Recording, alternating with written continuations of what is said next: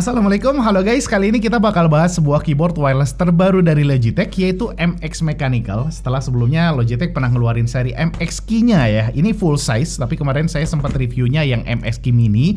Tapi ini juga sebenarnya yang Mechanical ada yang mininya ya, ada yang half size-nya. Hanya saya nggak tahu masuk ke Indonesia atau enggak. Kalau saya cek di Indonesia sih belum ada ya.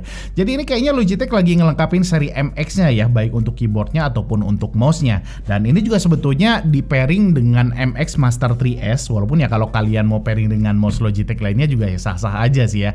Hanya baik MX Mechanical dengan MX Master 3S itu udah sama-sama pakai dongle bolt, yang artinya satu dongle bisa dikoneksiin ke 6 device sekaligus. Jadi ya bisa lebih hemat untuk slot USB-nya. At least ada 6 poin yang jadi keunggulan utama dari MX Mechanical ini. Yang pertama, tadi saya udah mention dia pakai bolt, jadi bisa lebih cepat dibandingkan koneksi Bluetooth biasa ya. Walaupun masih lebih lambat dibandingkan dengan Lightspeed, jadi kalau kalian mau makainya untuk gaming kompetitif ya memang ini belum terlalu ideal ya. Lalu yang kedua, di sini untuk feel dipakainya juga enak banget. Key-nya dia pakai half height ya, jadi dia nggak terlalu tinggi, jadi nggak butuh juga sandaran untuk tangan lagi.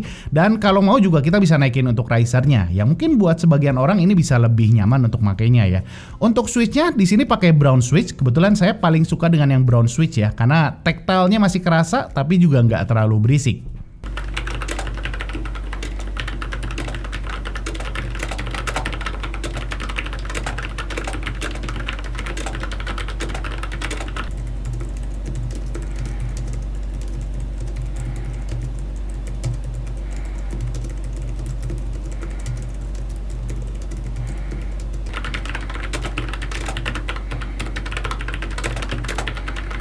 Dan untuk poin yang ketiga, di sini ada tombol shortcutnya dari mulai mute or unmute mic. Ini berguna banget buat teman-teman yang sering WFH.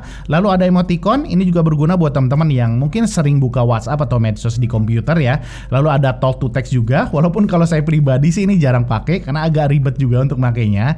Dan berikutnya ada shortcut Windows Lock juga. Jadi ini buat teman-teman yang mungkin kerja di kantor dan berurusan sama data sensitif, jadi lebih gampang lah buat ngelock Windows-nya kalau kalian pergi dari komputer kalian. Dan ini untuk semua shortcutnya yang ada di atas ini bisa kita customize juga di Logitech Option Plus-nya. Jadi di sini kita bisa set ya untuk shortcutnya yang kira-kira bakal sering kita pakai, ya tinggal kita rubah aja dari masing-masing shortcutnya.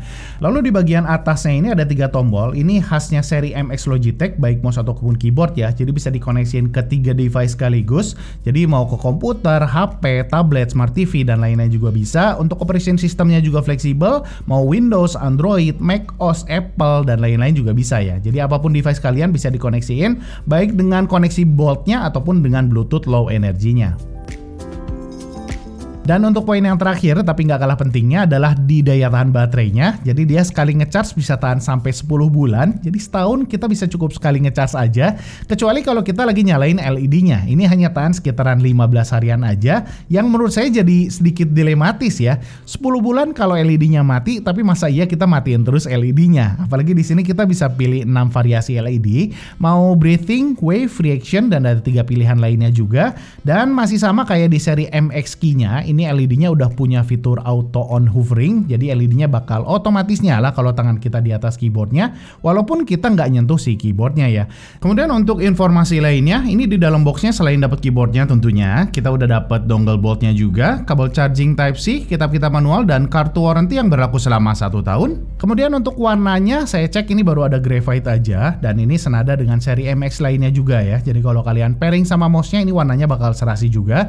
Kemudian build-nya udah oke banget. Saya nggak nemu sedikit pun masalah dari build quality-nya, dan key-nya juga ini dibagi 2 warna ya, ada yang gelap, ada yang terang juga, biar lebih ngegampangin untuk ngelihat posisi dari masing-masing key-nya. Sedangkan catatan yang saya temuin di sini hanya ada 2 aja. Yang pertama yaitu nggak ada tempat buat nyimpen dongle-nya, simple tapi cukup bikin bingung aja kalau lagi nggak pakai keyboardnya, kira-kira dongle-nya disimpan di mana, takutnya hilang aja sih ya. Dan catatan yang kedua adalah di harganya guys. Yang seri MX Key itu dijual di harga 1,6 jutaan. Dan dengan fitur yang relatif mirip-mirip, ini kita harus nambah sekitaran 800 ribuan buat dapetin seri Mechanicalnya. 2,4 juta buat sebuah keyboard kayaknya harus benar-benar mikir sih ya. Oke guys, itu aja ulasan dari saya. Mudah-mudahan bisa ngasih gambaran buat teman-teman semua. Mohon maaf banget kalau ada kekurangan. Semoga videonya bermanfaat. Giris out. Assalamualaikum warahmatullahi wabarakatuh.